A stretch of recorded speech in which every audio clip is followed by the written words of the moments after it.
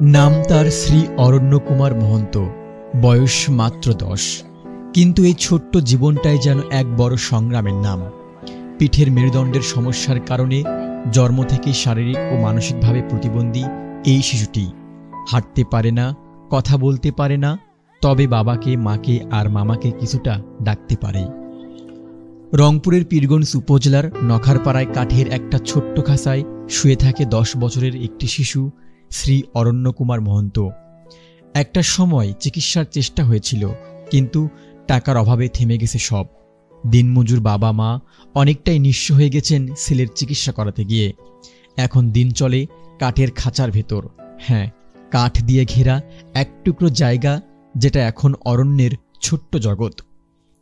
এই পরিবারের নিজের কোনো জায়গাও নেই। নানা দয়া করে দিয়েছেন 1 শতক জমি, সেখানে টিনের ছাপড়া ঘরে কোনোরকম দিন কাটে। পিতা শ্রী সন্তেশচন্দ্র মহন্ত একজন দিনমজুর, মাতা শ্রীমতী পপিরানী মহন্ত একা হাতে সন্তান ও সংসারের সব ভার টেনে নিচ্ছেন।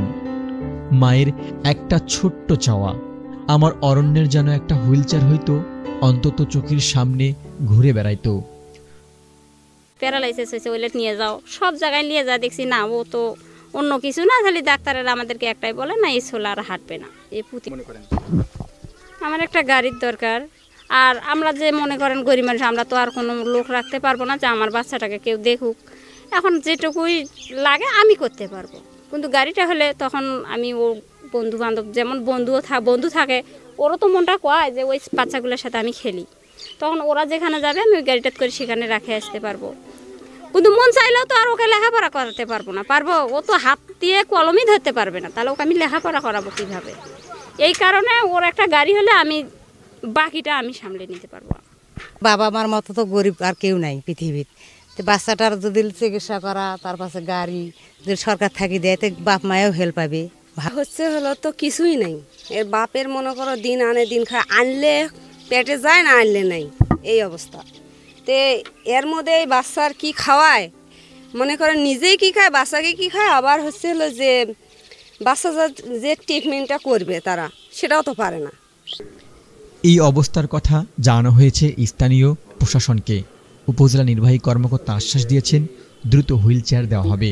উপজেলা প্রশাসনের পক্ষ থেকে তার জীবনমান উন্নয়নের জন্য সার্বিকভাবে আমরা চেষ্টা করব। আমরা চাই না যে আমার এই পীরগঞ্জ উপজেলায় কোনো শিশু এভাবে তার দিনাতিপাত করুক কোনো বাঁশের খাঁচার মধ্যে। অবশ্যই এই বাচ্চাটি খুব দ্রুত সময়ের মধ্যে হুইল চেয়ার পাবে এবং সে অন্যান্য বাচ্চাদের সাথে উন্মুক্ত পরিবেশে খেলাধুলা করে বড় হবে। আজ অরণ্য যেন এক প্রশ্ন, কেন জন্ম থেকে এত কষ্টের জীবন বয়ে বেড়ায় সে? একটা হুইল চেয়ারের জন্য অপেক্ষায় থাকতে হয় বছর বছর। মানবিকতা কি কেবলই শব্দে রয়ে গেল?